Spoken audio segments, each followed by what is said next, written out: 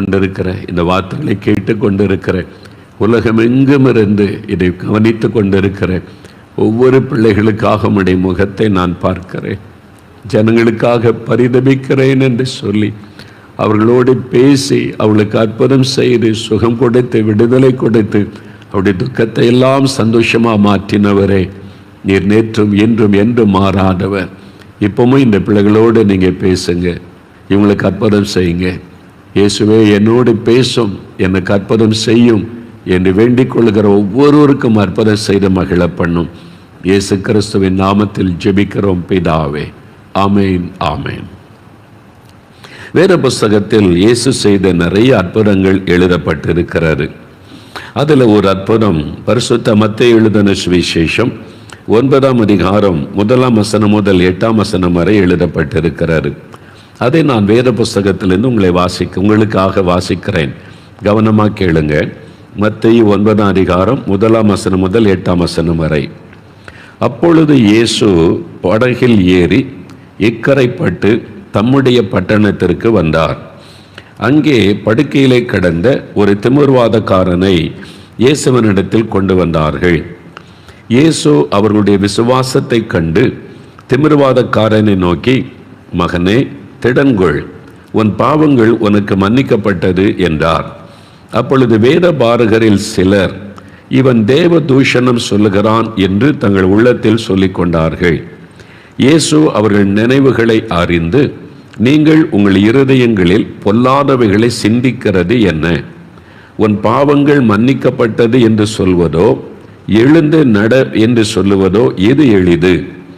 பூமியிலே பாவங்களை மன்னிக்க மனுஷகுமாரனுக்கு அதிகாரம் உண்டென்பதை நீங்கள் அறிய வேண்டும் என்று சொல்லி திமிர்வாதக்காரனை நோக்கி, நீ எழுந்து உன் படுக்கையை எடுத்துக்கொண்டு உன் வீட்டுக்கு போ என்றார். உடனே அவன் எழுந்து தன் வீட்டுக்கு போனான். ஜனங்கள் அதை கண்டு ஆச்சரியப்பட்டு, மனுஷருக்கு இப்படிப்பட்ட அதிகாரத்தை கொடுத்தவராகிய தேவனை மகிமைப்படுத்தினார்கள். பாருங்க, இயேசு தம்முடைய பட்டணம் என்றால் கப்பர்நகூம் என்ற பட்டணம். இப்பொழுதும் அந்த பெயருள்ள அந்த பட்டணம் கலிலேய கடற்கரை அருகில் இருக்கிறது.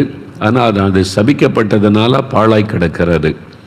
அது இயேசுவின் பட்டணம் என்று அழைக்கப்பட்டது. அங்குதான் அதிகமாக இயேசு தங்கியிருந்த ஊழிய செய்ததுனால அது பக்கத்தில் அழகான ஒரு பெரிய ஒரு ஏரி, அது கலிலேயா கடல் என்று அழைக்கப்படுகிறது. படகில் இயேசு வந்து அந்த கரையில் இறங்கினார். அப்பொழுது ஒரு வீட்டில் அவர் இருந்தபோது, அந்த ஊரில் இருக்கிற ஒரு வீட்டில் இருக்கும்போது வசனத்தை பிரசங்கித்து கொண்டிருந்தார். அப்போ படுக்கையிலே திமிர்வாதமாய் கிடந்த ஒரு மனிதனை சிலர் இயேசுவண்டை கொண்டு வருகிறார்கள். இவனால் நடக்க முடியாது, திமிர்வாதத்தினாலே பாதிக்கப்பட்டு விட்டான். படுத்த படுக்கையில் இருக்கிறான், கை கால்கள் எல்லாம் வளைந்து அது நேராக இருக்காது, அப்படியே சுருண்டு படுத்து படுக்கையிலே தான் அவனுடைய வாழ்க்கை. படுக்கையோடு கொண்டு வந்து இயேசுக்கு முன்னால் வைக்கிறார்கள். இயேசு அவனை சுகமாக்குவார் அப்படின்னு அவன் நினைத்து வைக்கும்போது இயேசு அவனை பார்க்கிறான். முதலாவது அவனை பார்த்து சொல்றார், மகனே, திடன்கொள், உன் பாவம் உனக்கு மன்னிக்கப்பட்டது. அப்படி சொல்லிட்டு அதன் பிறகு எழும்பு நட, இந்த படுக்கை எடுத்துக்கிட்டே போவான் வீட்டுக்கு அப்படின்னு இயேசு சொல்லுகிறார். அவன் இத்தனை வருஷமாய் சுமந்து கொண்டிருந்த படுக்கை அவன் அற்புதமாய் சுகமாக்கப்பட்டு எழுந்து படுக்கையை எடுத்துக்கொண்டு அவன் நடந்து வீட்டுக்கு போனான். ஜனங்கள் எல்லாம் சந்தோஷமாய் அற்புதம் செய்த தேவனை மகிமைப்படுத்தினார்கள். இதுதான் இந்த அற்புதம். பாருங்க, இந்த அற்புதத்தை நீங்கள் கவனிக்கும் போது இந்த அற்புதம் நடக்க என்ன காரணம்? இந்த மனிதன் இயேசுவனிடத்தில் வந்து அற்புதம் பெற்றுக்கொண்டானே, என்ன காரணம் என்று நினைக்கிறீங்க? இயேசு கிறிஸ்து நேற்றும் இன்றும் என்றும் மாறாதவர். இன்றைக்கும் அவரை தேடி வர மக்களுக்கு அற்புதம் கட்டாயம் செய்கிறார். அவனை அந்த இயேசுவண்டை கொண்டு வந்தபோது துக்கத்தோடு வருகிறான். வியாதியினால் உண்டான துக்கம் ஒரு பக்கம், பாவத்தினால் உண்டான துக்கம் ஒரு பக்கம். அதனால் தான் இயேசு சொல்கிறார், நீ திடன்கொள், மகனே என்று அழைத்து திடன்கொள், நீ பயப்படாதே அப்படின்னு சொல்லி பாவத்தையும் மன்னித்து வியாதியும் குணமாக்குகிறார். 2 அற்புதங்கள் இயேசு அவனுக்கு செய்கிறார்.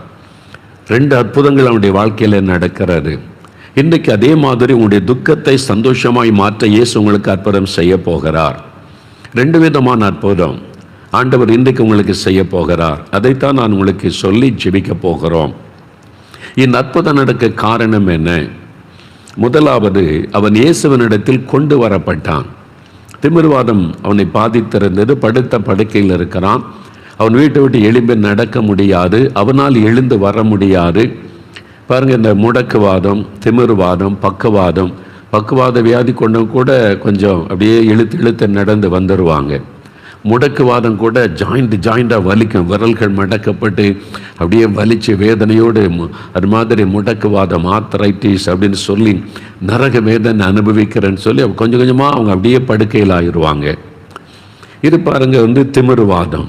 அவன் அப்படியே பாதிக்கப்பட்டு அப்படியே கொஞ்சம் கொஞ்சமாக அவனுடைய சரீரம் முடக்கப்பட்டு விட்டார். பாருங்கள், இப்படி படுத்த படுக்கையில் ஆயிட்டான். இப்போது அற்புதம் செய்கிறவர் இயேசு. அவரிடத்தில் வந்தால் தானே அற்புதம் பெற முடியும். அவன் இயேசுவினிடத்திலே கொண்டு வரப்பட்டான். அதனால தான் அற்புதம் நடைபெற்றது. நீங்கள் அற்புதம் செய்கிற இயேசுவனிடத்தில் வரும்போது தான் உங்களுக்கு அற்புதம். நீங்கள் அவரை நோக்கி கூப்பிடணும், அவரை நோக்கி நீங்கள் வேண்டிக் கொள்ளணும், அவரிடத்தில் வரணும். அதனால் அப்போ தான் இயேசு அற்புதம் செய்ய முடியும். பாருங்கள், தென்கொரியா தேசத்தில் டாக்டர் பால் யாங்கிச்சோ என்ற ஒரு தேவ மனிதர் இருந்தார். உலகத்திலே பெரிய சர்ச் அவங்க சர்ச்சு. அவருடைய சபையில் 10 லட்சம் மக்கள் அவருடைய சபையில் இருந்தாங்க. ஒரு ஆராதனையில் 50,000 பேர் இருப்பாங்க. பல்லிலிருந்து ராத்திரி வரைக்கும் வந்துக்கிட்டே இருப்பாங்க. அதில் தேவன் பயன்படுத்தின மனிதர் தான் டாக்டர் பால் யாங்கிச்சோ அவர்கள். அவர் ரொம்ப வல்லமையாக தேவன் பயன்படுத்தின மனிதர். ரொம்ப பிஸியானவர். அவருக்கு வயதான காலம் வந்து விட்டார். அவருடைய பிள்ளைகள்லாம் வாலிபர்கள் ஆயிட்டாங்க. பிஸ்னஸ்லாம் செய்து கொண்டு இருந்தாங்க. ஒரு நாள் இவர் வியாதிப்பட்டு பலவீனப்பட்டார். பிள்ளைகளுக்கு அப்பா மேலே தானே, அப்பா ராத்திரி பகலில் ஊழியம் செய்கிறாங்க, உடம்பை கவனிக்கிறது இல்லை, சிக்காயிட்டாங்க அப்படின்னு சொல்லி இங்கேருந்து அவங்க கட்டாயப்படுத்தி இவரை கூட்டிகிட்டு போயிட்டாங்க. அங்கே போய் டாக்டர் ஸ்கேன் எல்லாம் எடுத்து பார்த்து எல்லாம் செக் பண்ணி ரிப்போர்ட் எடுத்தா அவருடைய சரீரத்துக்குள்ள உறுப்புகளில் 2-3 பாதிப்புகள். டாக்டர் சொல்லிட்டாங்க, ரொம்ப சீரியஸ், உடனே ஒரு ஆப்ரேஷன் பண்ணணும், இல்லாட்டா உயிருக்கே ஆபத்து. இதுவரை அவங்க கவனிக்காமல் இருந்துட்டாங்கன்னு சொல்கிறாங்க. இவர் எப்பவுமே ஊழியம் செய்துக்கிட்டே இருக்கிறவராச்சு தான். அதனால் உடம்பை சரியாக கவனிக்கலை. இப்போ உடனே ஆப்ரேஷன் உடனே பண்ணணும், உடனே டேட் ஃபிக்ஸ் பண்ணணும் அப்படின்னு சொல்கிறாங்க. இவர் சொன்னார், உடனே என்னால் முடியாது, எனக்கு டைம் வேணும், நான் கொஞ்சம் டைம் யோசித்து சொல்கிறேன் அப்படின்னு சொல்லி. இல்லை அதுக்கெல்லாம் டைம் இல்லை, உடனே ஆப்ரேஷன் பண்ணணும், இல்லை 1 வாரம் டைம் கொடுங்க, நான் 1 வாரம் கழித்து வந்துடுறேன். பிள்ளைகிட்ட சொன்னார், 1 வாரம் கழித்து வர்றேன், நீங்கள் என்ன ட்ரீட்மெண்ட் கொடுக்கணுமே எனக்கு கொடுங்கன்னு சொல்லேன்னு. சரி, 1 வாரம் கழித்து டைம் ஃபிக்ஸ் பண்ணிட்டாங்க. இந்த நாளில் ஆப்ரேஷன். அவர் தென்கொரியா வந்துட்டார். தென்கொரியாவில் ஒரு ஜெபமலை, ப்ரேயர் மவுண்டன், அங்கே எப்பவுமே ஜெப சத்தம் கேட்டுக்கிட்டே இருக்கும். மக்கள் எப்பவுமே இரவும் பகலும் ஜெபித்துக்கிட்டே இருப்பாங்க. அங்கே நிறைய ரூம்ஸுகளாக இருக்கும். அதில் இவருக்கு ஒரு ரூம் இருக்குது, டாக்டர் பால் யாங்கிச்சோவுக்கு. அவர் அங்கே போய் மணிக்கணக்காக நாள் கணக்காலாம் உட்காந்து ஜெபம் பண்ணிக்கிட்டே இருப்பார். அந்த இடத்தை நான் பார்த்துருக்கிறேன், அந்த ரூம் எல்லாம் பார்த்துருக்கிறேன். சின்ன ஒரு ப்ரேயர் ரூம். இவர் நேரம் அங்கே போனார்.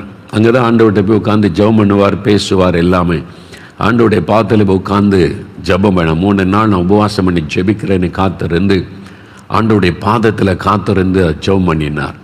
ஆண்டவரே, எனக்கு இது பதில் தெரியணும், என்னையே நீங்கள் சுகமாக்கலை, நான் உங்கள் ஊழியம் தானே செய்கிறேன், ராத்திரி பகலில் உமக்கு தானே ஊழியம் செய்து கொண்டே இருக்கிறேன், இந்த மாதிரி பாதிப்பு என் உடம்பில் வந்துட்டு நீங்கள் ஏன் என்னை சுகமாக்கலை அப்படின்னு கேட்டார். அப்போ இயேசு அவரை சந்தித்தார். இயேசு சொன்னாராம், நீ ஏன் என்கிட்ட கேட்கல, உனக்கு சுகம் வேணும்னு நீ கேட்கலையே, உடம்புல பிரச்சனை வந்துட்டு பாதிப்பு வந்துட்டு நீ என்கிட்ட கேட்டிருக்கணும்ல, கேளுங்கள் உங்களுக்கு கொடுக்கப்படும், நீங்கள் ஜெபத்தில் கேட்கட்டா தானே பெற்றுக்கொள்ள முடியும் நான் சொல்லியிருக்கிறேன், அதைத்தானே நீ மற்றவங்களுக்கு பிரசங்கம் பண்ணுற, அப்போ நீ கேட்டிருக்கணும்ல.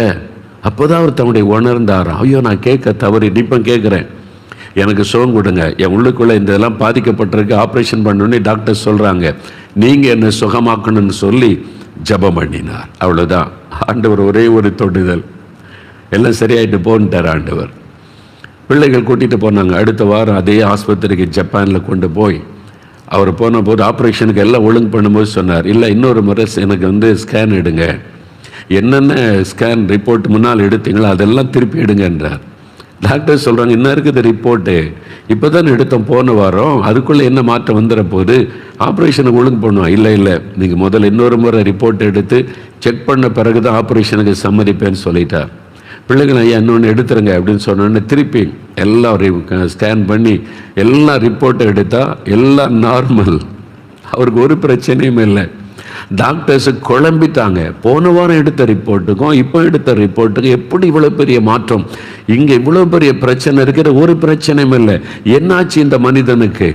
அவங்க வந்து கேட்டாங்க, நீங்கள் எங்கே போனீங்க, யார்கிட்ட போனீங்க, எப்படி இந்த மாற்றம் ஒரே வாரத்துக்குள்ள? அவர் சிரிச்சுக்கிட்டே சொன்னார், எனக்கு ஒரு பெரிய டாக்டரை தெரியும், அவர்கிட்ட போய் நான் பேசினேன்னா அவர் எனக்கு சரி பண்ணி விட்டுட்டாரு அப்படின்னு சொன்னாங்க.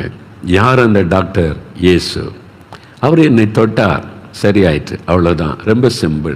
இது அவரே சொன்னார். நாங்கள் போயிருந்த போது அவருடைய பிரசங்கத்தில் இந்த வார்த்தையை அவர் சொன்னார். எனக்கு அன்பானவர்களே, பெரிய ஊழியக்காரனாக இருந்தால் கூட நம்ம போய் அவர்கிட்ட கேட்கணும். நீ கேளு, நான் உனக்கு பதில் தர்றேன், நீ கூப்பிடு, என்கிட்ட வா, அப்படி தான் ஆண்டவர் சொல்லுகிறார். அதனால நீ இயேசு கிறிஸ்துகிட்ட வந்தவங்களுக்கு அவர் அற்புதம் செய்கிறார். இப்போ அவர் உங்களை தேடி உங்கள் வீட்டுக்கு வந்திருக்கிறார், உங்கள் பக்கத்தில் வந்திருக்கிறார்.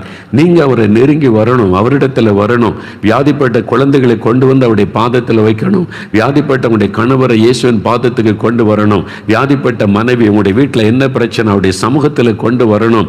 இயேசுவே, இதுதான் எங்கள் பிரச்சனை, இதுதான் எங்களுடைய போராட்டம், இதுதான் எங்களுடைய கஷ்டம், ஆண்டவருடைய சமூகத்தில் நீங்கள் கொண்டு வந்தால் இயேசு அற்புதம் செய்வார். எங்களுக்கு இந்த கடன் பிரச்சனை இருக்குது, எனக்கு திருமண பிரச்சனை இருக்குது, வேலை இல்லாத பிரச்சனை இருக்குது, ஆண்டவர் எனக்கு கற்பத்தின் கனி இல்லை, ஆண்டவரிடத்தில் வரணும், அவரிடத்தில் சொல்லணும், அப்போ ஆண்டவர் அற்புதம் செய்வார். பாருங்க, இந்த திமிர்வாதக்காரன் வீட்டில் இருக்க வரைக்கும் அற்புதம் இல்லை, அவன் இயேசுவண்டை கொண்டு வரப்பட்டான். நீங்க இன்னைக்கு இயேசுகிட்ட வந்திருக்கிறீங்க, அவர் உங்க பக்கத்துல வந்திருக்கிறார். உங்களுடைய மனம் திறந்து அவர்கிட்ட சொல்ல போறீங்க, இயேசு உங்களுக்கு அற்புதம் செய்ய போகிறார். ரெண்டாவது, இந்த அற்புதம் நடக்க இன்னொரு காரணம் என்ன தெரியுமா? அந்த 2வது வசனம் பாருங்க. அங்கே படுக்கையில கிடந்த அந்த திமிர்வாதக்காரனை இயேசுவினிடத்தில் கொண்டு வந்தார்கள். இயேசு அவருடைய விசுவாசத்தை கண்டு, Jesus saw their faith, அவருடைய விசுவாசத்தை கண்டுதான் இயேசு அற்புதம் செய்தார். அப்ப ரெண்டாவது, உங்களுக்குள்ள விசுவாசம் இருக்கணும், அப்பதான் ஆண்டவர் அற்புதம் செய்வார். சிலர் சொல்லுவாங்க, இயேசு எனக்கு அற்புதம் செய்துட்டா நான் விசுவாசிக்கிறேன் ஐயா அப்படிம்பாங்க. ஆனா இயேசு என்ன சொல்லுகிறார்? நீ விசுவாசித்தால் நான் உனக்கு அற்புதம் செய்வேன். முதலாவது விசுவாசம். எபிரேயர் 11ஆம் அதிகாரம் 6ஆம் வசனத்துல பைபிள்ல சொல்லி இருக்குது, விசுவாசம் இல்லாமல் தேவனுக்கு பிரியமாய் இருப்பது கூடாத காரியம். தேவனிடத்தில் ஒரு மனிதன் வரும்போது அவர் உண்டு என்று விசுவாசிக்கணும். தம்மை தேடுகிறவர்களுக்கு பலன் அளிக்கிறவர், நான் ஜெபம் பண்ணினால் பதில் தருகிறவர், நான் வேண்டிக் கொண்டால் அற்புதம் செய்கிறவர் என்று விசுவாசிக்க வேண்டும். அப்போ அவங்களுக்கு அற்புதம் நடக்கும் என்று வேதம் சொல்லுகிறது.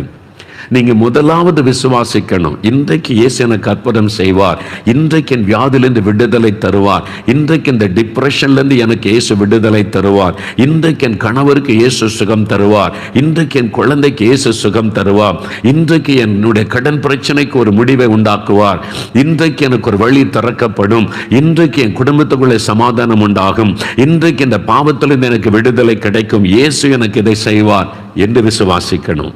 அவ்வளவுதான். இப்ப பாருங்க, இந்த சாட்சிகளை கேட்டீங்கல்ல, 3 சாட்சிகள், இதெல்லாம் அவங்க அனுபவித்தது, இப்போ நடந்தது.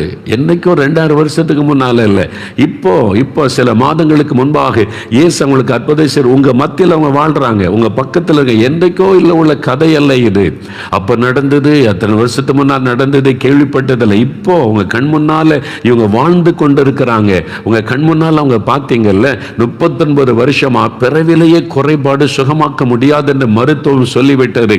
ஒரு சின்ன ஜபத்தில் இயேசு அற்புதம் செய்து இதை பார்த்தும் நீங்கள் விசுவாசிக்காவிட்டால் எப்படி அற்புதம் பெற முடியும்? அந்த சகோதரர் பாருங்க, என்னையே அவருக்கு பிடிக்காதுங்க, ஆனா இயேசுவை விசுவாசித்து ஜெபிச்ச உடனே இயேசு அற்புதம் செய்துட்டார்ல. அப்ப நீங்க இயேசு எனக்கும் அற்புதம் செய்வார், என்னையும் தொடுவார், எனக்கு விடுதலை தருவார் என்று விசுவாசிங்க. என்ன அவர் உங்களை நேசிக்கிறார். இல்லைங்க, நான் கிறிஸ்தவனே இல்லைங்க, எனக்கு கூட இயேசு அற்புதம் செய்வாரா? இயேசு மதங்களுக்கெல்லாம் அப்பாற்பட்டவர். நீங்க நல்லா அறிந்து கொள்ளுங்க, இயேசு மதங்களுக்கெல்லாம் அப்பாற்பட்டவர்.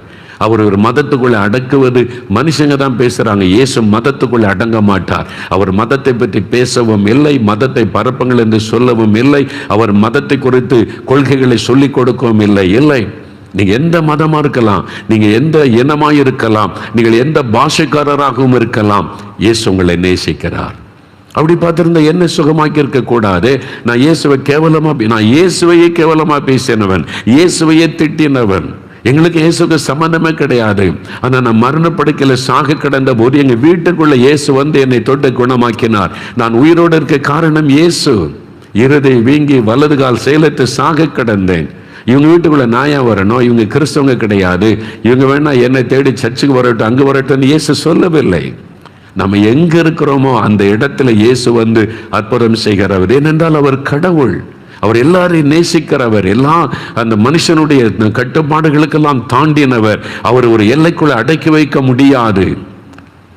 இல்லை இந்த நேரம் சரியில்லை, உங்களுக்கு ஜாதகம் சரியில்லை, உங்களுடைய ராசி சரியில்லை, உங்களுக்கு இது சரி ஒன்று இதுக்கெல்லாம் அப்பாற்பட்டவர் இயேசு. என்ன வேணாலும் சொல்லட்டும், நேரம் சரியில்லை, ராசி சரியில்லை, கெட்ட காலம் சொல்ல, எந்த காலத்தில் அற்புதம் செய்கிறவர் இயேசு. அவர் தான் கடவுள். அதைத்தான் நான் உங்களுக்கு சொல்லுகிறேன். நீங்க விசுவாசிங்க. நீங்க விசுவாசித்தா இன்றைக்கு நீங்க இருக்கிற இடத்துல உங்களுக்கு அற்புதம் செய்வார். நீங்க சூழ்நிலைகள் எல்லாம் பார்க்காதங்க. இன்றைக்கு இயேசு உங்களை சந்தித்து கொண்டிருக்கிறார். உங்களுக்கு அற்புதம் செய்ய அவர் விருப்பத்தோடு வந்திருக்கிறார். நீங்க விசுவாசித்தால் உங்களுக்கு அற்புதம் நடக்கும். நீங்க விசுவாசிக்கணும். நான் பாருங்க, ஒரு சமய சந்தால் மக்கள் மத்தியில் பீகார்ல ஒரு இன மக்கள் இருக்காங்க, சந்தால் இன மக்கள், குரூப் ஆஃப் பீப்புள். ஒவ்வொரு இன மக்களுக்கு ஒரு பேர் இருக்குல்ல, அது மாதிரி சந்தால் இன மக்கள், ஆதிவாசிகள் நிறைய அவங்க அங்கே வசிக்கிறாங்க. மத்தியில் 3 நாள் கூட்டத்துக்கு மிஷினரிகள் அழைத்திருந்ததுனால போயிருந்தேன். ஆயிரக்கணக்கான பேர் பந்தலில் கூடி இருக்கிறாங்க. நான் பிரசங்கம் பண்ணுறேன். அவங்களுடைய சந்தாலி மொழியில் ஒரு மிஷினரி மொழிபெயர்த்து கொண்டே இருக்கிறார். நான் பாதி பிரசங்கம் பண்ணிக்கிட்டே இருக்கிறேன். திடீர்னு ஒரு ஆளை தூக்கிட்டு வர்றாங்க. 4-5 பேர் சேர்ந்து ஒரு ஆளை தூக்கி கொண்டு வர்றாங்க. கூட்டம் நடந்துக்கிட்டே இருக்கு. அப்படியே முன்னால் வந்து இப்படி என் பக்கத்தில் நிற்கிறாங்க. அப்படியே பேசுகிறாங்க ஏதோ அவங்க மொழியில். எனக்கு அவங்க லாங்குவேஜ் புரியல. அவங்க வந்து பிரசங்க நேரத்தில் இப்படி தமிழ்நாட்டெல்லாம் இடைஞ்சல் பண்ண மாட்டாங்க, விட மாட்டாங்க. அவங்க வந்து ஏதோ பேசுகிறாங்க. அப்போ நான் பிரசங்கத்தை நிறுத்திட்டு அந்த மிஷினரிட்ட என்ன பிரதர்னு விசாரிக்க சொன்னேன். இவரால் நடக்க முடியாது, கால் கைகளாக செயலற்று வாதத்தினால படுக்கையில், வீட்டிலேயே படுக்கையில் சில வருஷமாக இருந்தார். இவங்கெல்லாம் வந்து இயேசு கிறிஸ்துகிட்ட கூட்டிகிட்டு போனால் சோமாயிருன்னு சொல்லி, நீங்கள் ஊழியக்காரர் ஒருத்தர் வந்திருக்கிறாரு, இயேசுவை பற்றி சொல்கிறாரு, அங்கே போனால் சுகமாயிருன்னு சொன்னால் இவரால் நடக்க முடியலை. இவங்க தூக்கிட்டு வந்துட்டாங்க வீட்டில் இருந்து. அவரை தூக்கி கொண்டு வந்து வச்சு நிற்கிறாங்க. அவர் அப்படியே செயலற்று கிடக்கிறார், கை கால்கள் செயலற்று. அவர் சொன்னார், பிரதர் ஒரு ஜெபம் பண்ணிடுங்க, அப்போ தான் அவங்க போவாங்கன்னு சொன்னாங்க. என்ன பிரசங்கம் பண்ணிக்கிட்டு இருக்கும்போதே பிரசங்கம் முடிச்சு தான் வியாதிஸ்தரை ஜெபிப்போம். சரி அப்படின்னு சொல்லி உடனே கை வைத்து இயேசுவின் நாமத்தில் அவர் சுகம் அடையட்டும் அப்படின்னு சொல்லி சுருக்கமாக ஒரு சின்ன ஜெபம் தான் பண்ணேன். என்ன பிரசங்கத்தை டிஸ்டர்ப் பண்ணுற மாதிரி நான் நினைத்தாரு. ஆனால் ஒரு ஜெபம் பண்ணோன்னே அவர் தூக்கி கொண்டு போய் ஒரு ஓரத்தில் படுக்க வச்சுட்டாங்க. அவ்வளோதான். அப்புறம் ஒரு 1 மணி நேரம் கூட்டம் நடந்தது, முடிந்தது. நிறைய பேருக்கு இயேசு அற்புதம் செய்தார், சாட்சியெல்லாம் சொன்னாங்க. முடிஞ்ச பிறகு மத்தியான சாப்பாட்டு வேலை. என்ன மிஷினரிகள் கூட்டிகிட்டு போனாங்க, ஒரு இடத்துல டென்ட் போட்டிருந்தாங்க, அங்கே சாப்பாடு கொடுக்க. வந்திருந்தவங்களுக்கெல்லாம் சாப்பாடு ஒழுங்கு பண்ணி எல்லாம் கியூவில் நிற்கிறாங்களா. ஒரு ஆள் பிளேட்டை தூக்கிட்டு போனார் கியூவில். இந்த மிஷினரி சொன்னாங்க, அண்ணா இந்த ஆளை பாருங்க அப்படின்னாங்க. நான் பார்த்தேன், நல்லா நடந்து கை கால் அசைத்து கொண்டு கையில் பிளேட்டோட சாப்பாடு வாங்க போகிறார் கியூவில். அவரை நல்லா பாருங்க, அவரை தெரியுதான்னாங்க. இல்லை பிரதர், அவரை பார்த்த மாதிரி எனக்கு ஞாபகம் இல்லையே, தெரியலையே அப்படின்னு. நல்லா பாருங்கன்னாங்க. நல்லா பார்த்தாலும் எனக்கு தெரியல, நான் இதானே ஃபஸ்ட் டைம் அங்கே வந்திருக்கிறேன் அப்படின்னு சொல்லி. அவன் சொன்னான், கொஞ்சம் நேரத்துக்கு முன்னால் ஒரு ஆளை தூக்கிட்டு வந்தாங்களே நடக்க முடியாமல், அந்த ஆள் தான் பாருங்க சுகமாகி 100க்கு 100 சுகமாகி சப்பானியாக இருந்தவர் நடந்து போகிறார். நான் ஆச்சரியத்தோடு பார்க்குறேன். அங்கே நடந்த அற்புதம் எனக்கு ரொம்ப ஆச்சரியம். நிறைய பேர் கண்கள் குருடர்கள் பார்வையடைஞ்சாங்க, செவிடர்கள் கேட்டாங்க, சப்பானிகள் நடந்தாங்க. அந்த மிஷினரிகள்கிட்ட கேட்டேன், தமிழ்நாட்டில் கூட இவ்வளோ பெரிய அற்புதத்தை நான் பார்த்தது இல்லை, இங்கே இவ்வளோ அற்புதம் நடக்குது, இயேசு இவ்வளோ அற்புதம் செய்கிறார், இந்த ஜனங்க இவ்வளோ அற்புதம் பெற்றுக்கொள்கிறாங்களே, என்ன காரணம் என்று கேட்டேன். அந்த மிஷினரி ஒரு வார்த்தை எனக்கு சொன்னார், அண்ணன் இந்த மக்களுக்கு சந்தேகப்படவே தெரியாது. பார்த்தீங்களா அந்த வார்த்தை, சந்தேகப்படவே தெரியாது. இயேசு இதை செய்வார்னா செய்வார், நாங்கள் விசுவாசிக்கிறோன்னு சொல்லுவாங்க. அந்த விசுவாசத்தை தேவன் கனப்படுத்தி அற்புதம் செய்கிறார். அவங்களுக்கு சந்தேகமாக வர, அது எப்படி நடக்கும், அது எப்படி நடக்கும், கேள்வியெல்லாம் கிடையாது. இயேசுவால முடியும். இயேசு இதை செய்வார்னு செய்வார், அவர் வல்லமை உள்ளவர். அவ்வளோதான், அதான் விசுவாசம். எத்தனை வருட வியாதியா இருக்கட்டும், 39 வருடங்க அவருடைய குறைபாடு, அவருக்கு அற்புதம் செய்தார் அல்லவா. 34 வருஷம் மதுபான பழக்கம் அடிமைதான இயேசு விடுதலை கொடுத்தார் அல்லவா. 24 வருஷம் டிப்ரெஷனுங்க, தினந்தோறும் மரண வேதனை, இயேசு ஒரே நாள் விடுதலை கொடுத்தார் அல்லவா. உங்க கண் முன்னால் அவங்க இன்றைக்கு வசிக்கிறாங்களே. இந்த அற்புதத்தை பார்த்த பிறகும் நீங்கள் விசுவாசிக்காவிட்டால் எப்படி அற்புதம் நடக்கும்? இன்னைக்கு விசுவாசிங்க, இந்த இயேசு இவங்களுக்கு அற்புதம் செய்த இயேசு எனக்கும் செய்வார் என்று விசுவாசிங்க. உங்க பக்கத்தில் அவர் வந்திருக்கிறார், அந்த வீட்டுக்குள்ள வந்திருக்கிறார், அல்லது ஆபீஸ்ல எந்த இடத்துல உட்கார்ந்து பார்க்கிறீங்களோ இப்போ உங்க மத்தியில் இயேசு வந்து நிற்கிறார். உங்களுக்கு அற்புதம் செய்ய அவர் ஆவலோடு காத்திருக்கிறார். விசுவாசிங்க. சரி, ஆண்டவருக்கு என்ன அற்புதம் செய்தார்? 2 அற்புதம் செய்தார் என்று சொன்னேன். முதலாவது அற்புதம் கவனிங்க, உங்களுக்கு இந்த அற்புதம் தேவை. முதலாவது அற்புதம் என்ன? இயேசு அவருடைய விசுவாசத்தை கண்டு திமிர்வாதக்காரனை நோக்கி, மகனை திடன்கொள் என்று சொல்றார். My son, be of good cheer, your son sins are forgiven. உன் பாவங்கள் உனக்கு மன்னிக்கப்பட்டது அப்படின்னு சொல்றார். இதுதான் முதலாவது இயேசு செய்த அற்புதம். பாவ மன்னிப்பை ஆண்டவர் அவனுக்கு கொடுத்தார். இதுதான் முதலாவது அற்புதம். இயேசு அவனை பார்க்கிறார். அவன் சுகமாகணும்னு அவளோடு கொண்டு வந்திருக்கிறாங்க. ஆனால் அவனுடைய பாவத்தை நிமித்தம் தான் அந்த வியாதி. அவனுடைய பாவம் மன்னிக்கப்படாவிட்டால் சுகம் பெற முடியாது. பாவம் மன்னிக்கப்பட்டால் தான் அவன் சுகம் பெற முடியும். அவன் பாவத்தோடு சுகத்தை பெற்றுக்கொள்ள முடியாது. அதனால தான் முதலாவது அவனுடைய பாவம் மன்னிக்கப்பட வேண்டும். அதனால் இயேசு முதலாவது ஒரு அற்புதம் செய்கிறார், அவனுடைய பாவத்தை மன்னிக்கிறார். பாவம் பயங்கரமானது. பாவம் மனிதனுடைய சமாதானத்தை கெடுத்து விடும். பாவம் ஒரு மனிதனுக்குள்ளே வியாதியை கொண்டு வந்து விடும். பாவம் ஒரு மனிதனுக்குள்ளே பிசாசு வந்து செயல்பட வழியை திறந்து விடும். பாவம் ஒரு மனிதனுடைய வாழ்க்கையில சாபத்தை கொண்டு வந்து விடும். பாவம் ஒரு மனிதனை நரகத்தின் அக்னிக்குள்ளே கொண்டு போய்விடும். பாவம் பயங்கரமானது. என்னால் அந்த பாவத்துக்கு பின்னால் இருக்கிறவன் பிசாசு. அவன் மனிதர்களை பாவம் செய்ய வைத்து அடிமையாக்கி அவருடைய சமாதானத்தை கெடுத்து அவருடைய வாழ்க்கையை சின்னாபன்னமாக்கி நரகத்துக்குள்ளே கொண்டு போகிறவன். ஆனால் தன்னை கடவுளை போல காண்பித்து கொண்டு நான் விடுதலை தருகிற மாதிரி ஏமாற்றி கொண்டே இருப்பான். இவ்வளவு பணம் கொடு, இவ்வளவு நீ காரியத்தை செய், பரிகாரமாக அதை கொடு இதை கொடு என்று. பாவ மன்னிப்பு இலவசம். இயேசு கிறிஸ்து அவருடைய எந்த பணமும் வாங்கி கொண்டு பாவத்தை மன்னிக்கவில்லை. நீ பரிகாரம் செய்வதற்கு இதெல்லாம் செய்யணும்னு இயேசு சொல்லவில்லை. என்றால் கடவுள் அவர்தான் பரிகாரி. சிலுவையிலே நம்முடைய பாவங்களை சுமந்து தீர்த்தவர் இயேசு. அவரால் உங்களுடைய பாவத்தை மன்னிக்க முடியும். ஆண்டவர் ஏன் இவனுடைய பாவத்தை மன்னித்தார்? இந்த பாவ மன்னிப்பு தான் பெரிய அற்புதம். பார்த்து கொள்ளுங்க. சங்கீதம் 32 சங்கீதம் 1-2 வசனத்தில், எவனுடைய அக்கிரமங்களை தேவன் மன்னிக்கிறாரோ, எவனுடைய பாவங்களை அவர் மூடி போடுகிறாரோ அவன் பாக்கியவான். அவன் தான் ஆசீர்வதிக்கப்பட்டவன். யாருடைய பாவத்தை ஆண்டவர் மன்னித்து அந்த பாவத்தை மூடி போட்டுகிறாரோ அவள்தான் உண்மையை ஆசீர்வதிக்கப்பட்டவர்கள் என்று வசனம் சொல்லுகிறார். வியாதி சரீரத்தில் வரும் போகும். பாவ மன்னிப்பு தான் ரொம்ப முக்கியம். அது உங்களுடைய சமாதானத்தை பாதிக்கிற விஷயம், நிம்மதியை பாதிக்கிற விஷயம், அது உங்களுடைய ஆசீர்வாதத்தை கெடுக்கிற ஒரு விஷயம். முதலாவது பாவ மன்னிப்பு. நான் என்ன பாவம் செய்தேன்? நிறைய பேர் அப்படி தான் சொல்லுவாங்க, நான் என்ன பாவம் செய்தேன் என்பதாக. ஒரு சமயம் நான் கன்னியாகுமரி மாவட்டத்தில் ஒரு ஊழியத்துக்கு போயிருந்தேன். அப்போ அந்த சபை ஊழியர் அவர் சொன்னார், ஒரு வயசான ஐயா நடக்க முடியாது, படுக்கையில் இருக்கிறாங்க, அவங்க கூட்டத்துக்கெல்லாம் வர முடியாது, கூட்டம் நடக்கிற இடத்துக்கு. அவங்க வீட்டில் போய் ஒரு ஜெபம் பண்ணிட்டு வர முடியுமா அவங்க கேட்குறாங்கன்னு சொன்னாங்க. சரி, நடக்க முடியாத ஒரு ஐயான்னு சொல்கிறீங்க, நான் வரேன்னு சொல்லி அவருடைய வீட்டுக்கு போனேன். ஒரு வயசான ஐயா படுக்கையில் இருந்தாங்க. என்னை கண்ட உடனே கஷ்டப்பட்டு அவர் கொஞ்சம் பேர் தூக்கி உட்கார வச்சா படுக்கையில் உட்கார்ந்தாங்க.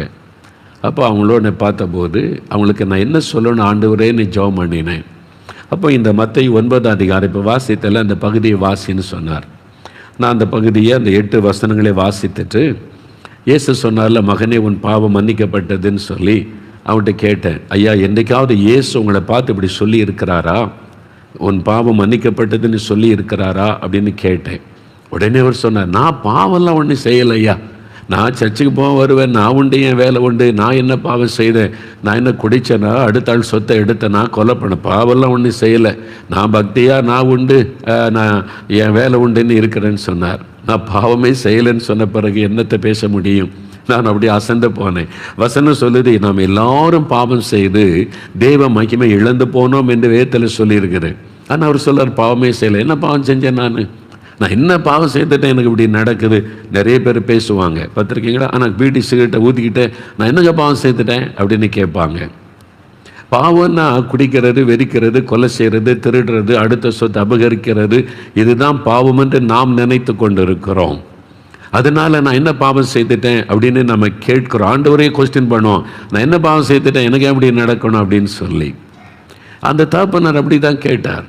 அப்போ ஆண்டவரே நான் இவருக்கு என்ன சொல்றது? தன் பாவன்றதை உணர்வே அவருக்கு இல்லையே, என்ன சொல்ல முடியும்? உடனே ஆண்டவர் சொன்னார், வேத புஸ்தகத்தில் மார்க் எழுதின சுவிசேஷம் 7ஆம் அதிகாரத்தில் இயேசு ஒரு காரியம் சொல்றார். மார்க் 7ஆம் அதிகாரம் 21ஆம் வசனம் முதல் அதை எடுத்து அவனுக்கு வாசி அப்படின்னு ஆண்டவர் சொன்னார். என் உள்ளத்தில் பேசினோடனே சரி நீ ஐயா இன்னொரு வேத பகுதியை வாசிக்கிறேன் கேட்கலங்கன்னு சொன்னோன்னே சரின்னு கேட்டார். மார்க் 7ஆம் அதிகாரம் 21ஆம் வசனம் முதல் பாருங்க. 2 மணி நேரம், ஜஸ்ட் 2 மணி நேரம் இந்த சண்டே உங்க குழந்தைங்களோட ஃபியூச்சருக்காக என்னுடைய சயின்டிபிக் பேரண்ட்.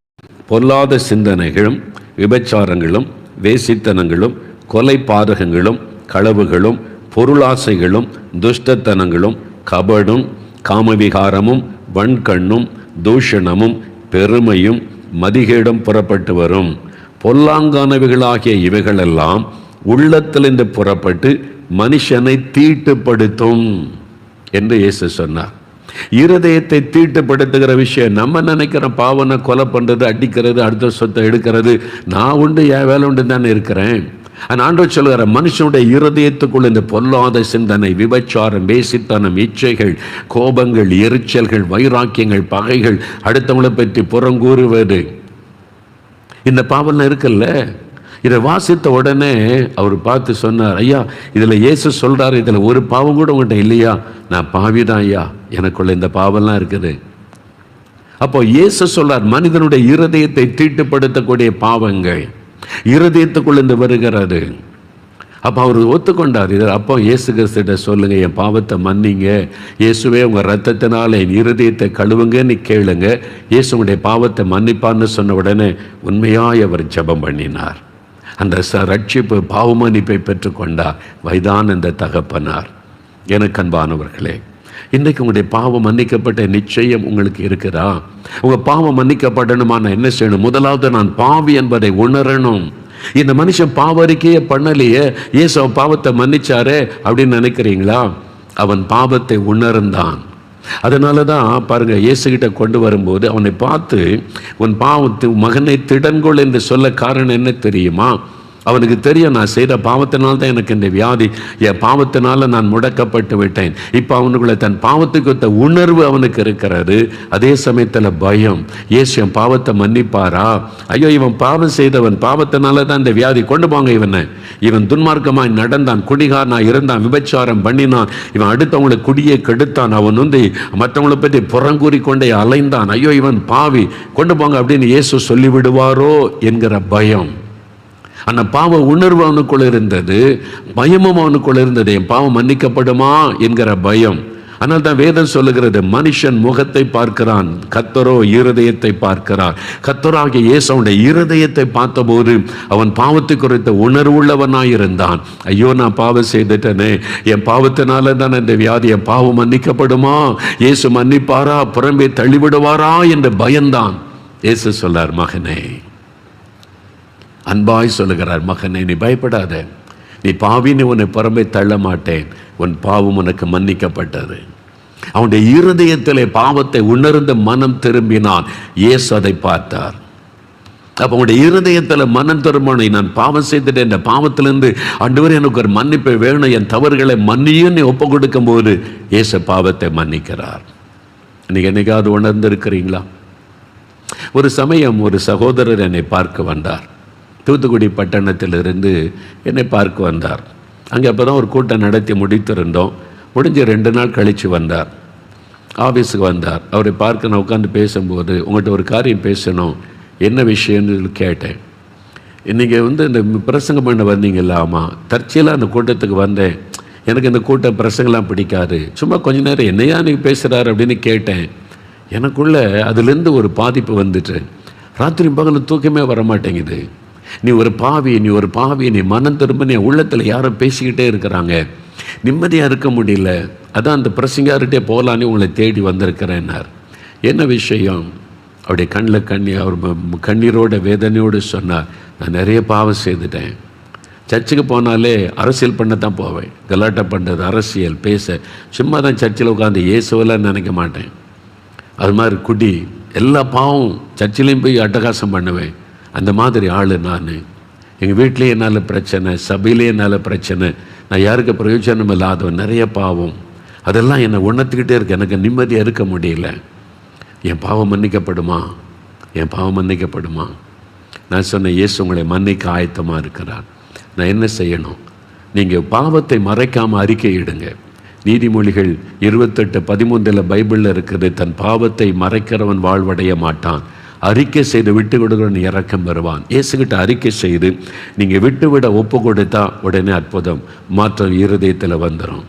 நாங்கள் 2 பேரும் முழங்கால் படிக்கிட்டே ரூமில். நான் சொன்னேன், முதல்ல நீங்கள் ஜெபம் பண்ணுங்க, அப்புறம் உங்களுக்காக நான் ஜெபிக்கிறேன்னு.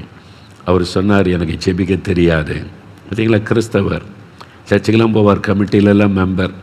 ஆனால் சொன்னார், எனக்கு ஜெபிக்க தெரியாது.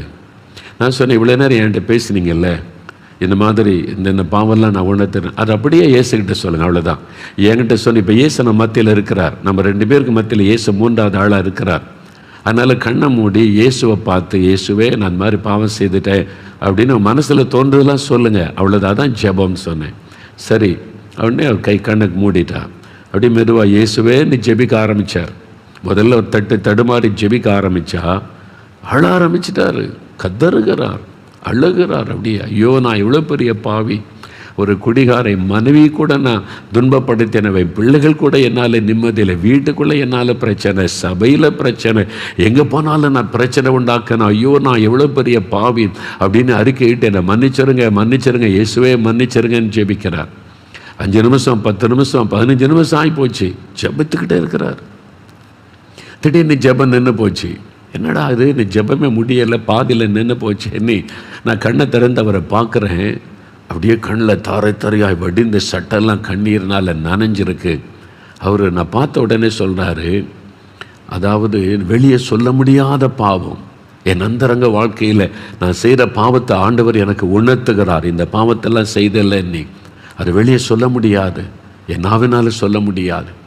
நான் சொன்னேன், உங்கள் பாவம் எனக்கு தெரிய வேண்டிய அவசியம் இல்லை, எந்த மனுஷனுக்கும் தெரிய வேண்டாம், மனதுக்குள்ளேயே ஜெபம் பண்ணுங்க, வெளியே சொல்ல வேண்டாம், இருதயத்திலேயே இயேசுவே நான் இந்த பாவத்தை செய்தேன் ஒத்துக்கொள்ளுங்க, அறிக்கையிடுங்கன்னு சொன்னேன். சரின்னுட்டு திருப்பி அழுதார். சத்தமே இல்லை, ஆனால் அழுக சத்தம் வந்தது. தன் பாவத்தை எல்லாம் அறிக்கையிட்டு அழுதார். 1/2 மணி நேரம் ஜெபித்திருக்கிறார். ஜெபம் பண்ணவே தெரியாதுன்னவர் 1/2 மணி நேரம் தன் இருதயத்தில் இந்த எல்லாத்தையும் ஆண்டவர்கிட்ட கொட்டி விட்டார். அதன் பிறகு நான் ஜெபம் பண்ணி முடித்தேன். எழும்பும்போது பாருங்க, புது மனிதன், முகரூபமே மாறிவிட்டாரு, முகம் மலர்ந்து சந்தோஷம். அவர் சொல்றார், அவ்வளோ சந்தோஷம், என் பாரமெல்லாம் போய்விட்டது, அந்த பாவத்தின் பாரம் போய்விட்டாரு, ஒரு குழந்தையினுடைய இருதயம் போல மாறிவிட்டாரு, எனக்கு அவ்வளோ சந்தோஷம். அதுதான் இயேசு. இந்த பாவம் மன்னிப்பையும் பாவத்திலிருந்து விடுதலையை இயேசு மாத்திரம்தான் தர முடியும்.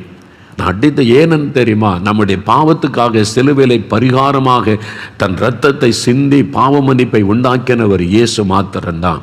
ரத்தம் சிந்ததில் இல்லாமல் பாவ மன்னிப்பு உண்டாகாது என்பதை எல்லா வேதங்களும் ஒத்துக்கொள்ளுகிறது. அப்போ இயேசு கிறிஸ்துவின் ரத்தம் நம்முடைய பாவங்களை, சகல பாவங்களை நீக்கி சுத்திகரிக்க வல்லமை உள்ளது. அவர் தான் நமக்கு ரத்தம் சிந்தினார். அந்த பாவம் மன்னிக்கப்பட்டு விட்டா இனம் புரியாத சந்தோஷம், சமாதானம் உள்ளத்தில் வரும் பாருங்க. அவர் சொன்னார் பார்த்தீங்களா, வானத்தை தொடர மாதிரி சந்தோஷம். இது அனுபவம், இது எக்ஸ்பீரியன்ஸுங்க, சும்மா சொல்லுவதல்ல. என்னைக்கோ நடந்துச்சா, அப்போ நடந்துச்சு, அவங்க சொன்னாங்க, இவங்க எழுதி வச்சிருக்காங்கல்ல, இப்போ அனுபவிக்கிற சந்தோஷம் உங்களுக்கு இன்றைக்கு தருவார். இயேசுவே என் பாவத்தை மன்னிச்சிருங்க. என் இருதயத்தில் பெருமை, பொறாமை, எரிச்சல், பண ஆசை, கண்களின் நிச்சை, மாமிசத்து நிச்சை, ரகசிய பாவங்கள், ஐயோ என்னை தீட்டுப்படுத்துகிற எத்தனையோ பாவங்கள், உங்களுடைய ரத்தத்தினால் என்னை கழுவி பரிசுத்தப்படுத்துங்க. ஐயா அறிக்கையிட்டுறலாம், ஐயா ஒப்பு கொடுத்துடலாம். நான் 15 வருஷம் 20 வருஷம் செய்துக்கிட்டே இருக்கேன்னு அதை விட முடியுமா? இயேசு விடுதலை தருவார். யோவான் 8:36 இயேசு கிறிஸ்து உங்களை விடுதலையாக்கினால் மெய்யாகவே விடுதலையாவீங்க. இயேசு உங்களுக்கு விடுதலை தர, நீங்க விட வேண்டாம். பாவத்தை அறிக்கை செய்து ஒப்பு கொடுங்க, விடுதலை வேணும்னு கேளுங்க, இயேசு விடுதலை கூட தருவார். அவங்க சொன்னாங்கல்ல, ஐயா 34 வருஷமா குடிகாரன், இயேசு தொட்டார், அதன் பிறகு மதுபானை சிந்தையே வரலையே மாற்றம். அந்த பாருங்க, ஒரு கசக்கி எரிய வாயில போட்டுக்கொண்டே இருந்தார். இயேசு ஒரே நாள் தொட்ட பிறகு அந்த சிந்தனையே வரலையே, அந்த மாற்றம். அதுதான் இயேசு செய்கிற அற்புதம். அவர் செய்கிற மிகப்பெரிய அற்புதம், மனிதனை பாவத்திலிருந்து விடுதலை ஆக்குவது. இன்றைக்கு உங்களுக்கு பாவ மன்னிப்பை தேவை, விடுதலை தேவை. முதலாவது அற்புதம். 2வது இயேசு செய்த அற்புதம் பாருங்க, 6வது 7வது வசனம் பாருங்க. இயேசு சொல்கிறார், பூமியிலே பாவங்களை மன்னிக்க மனுஷகுமாரனாகிய இயேசுவுக்கு அதிகாரம் உண்டு என்பதை நீங்கள் அறிய வேண்டும் என்று சொல்லி திமிர்வாதக்காரனை நோக்கி, நீ எழுந்து உன் படுக்கை எடுத்துக்கொண்டு நீ போ, உன் வீட்டுக்கு போ என்றார். உடனே அவன் எழுந்து தன் வீட்டுக்கு போனான். உடனே, இம்மீடியட்லி. இன்றைக்கு உடனே, இப்போவே உங்களுக்கு அற்புதம் நடக்கும்.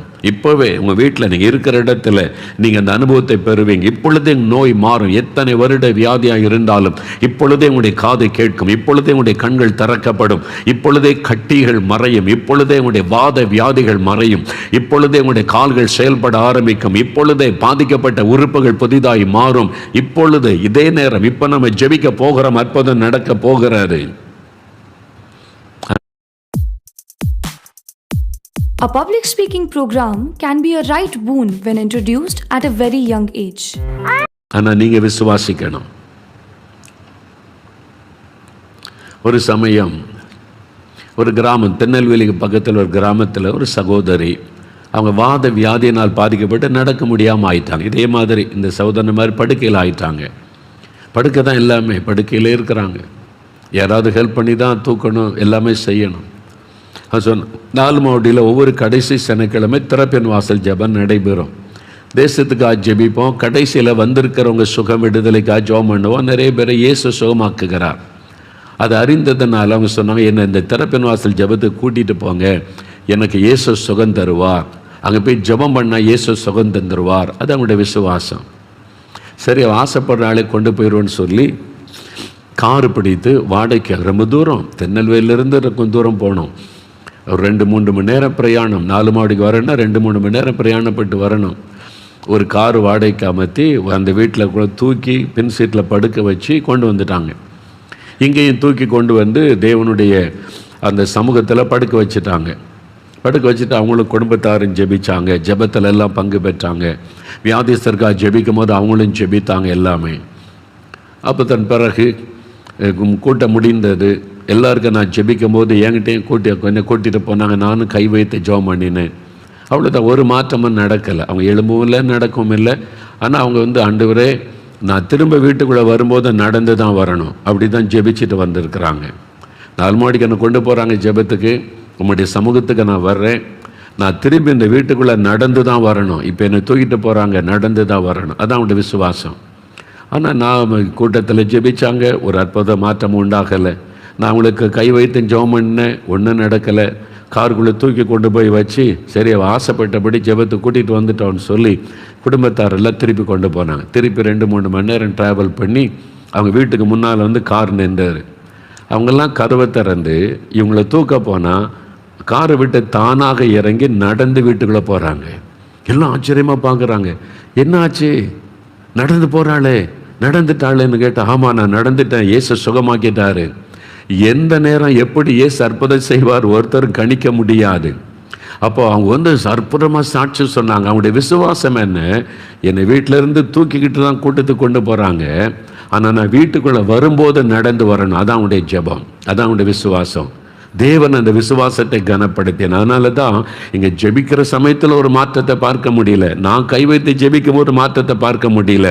ஆனால் இயேசுவோடைய விசுவாசத்தை கனப்படுத்தி வீட்டுக்கு முன்னால் கார் நின்ற உடனே எழும்ப முடிந்தது, நடந்தால் நடக்க முடிந்தது. வீட்டுக்குள்ளே போனாங்க. இயேசு அற்புதமாய் சுகமாக்கி விட்டார். விசுவாசம். நீங்கள் எப்படி விசுவாசிக்கிறீங்களோ அப்படி ஆண்டவர் அற்புதம் செய்வார். இன்றைக்கு எனக்கு அற்புதம் நடக்கும், இப்போ தொடும்போது இயேசு எனக்கு விடுதலை தருவார், கட்டிகள் மறையும், இந்த வாத வியாதி மாறும், நடக்க முடியாத நான் எழும்பி நடப்பேன், என் குழந்தை நடக்கும். விசுவாசித்தால் அற்புதத்தை காண்பீங்க. இன்றைக்கு செய்வார்.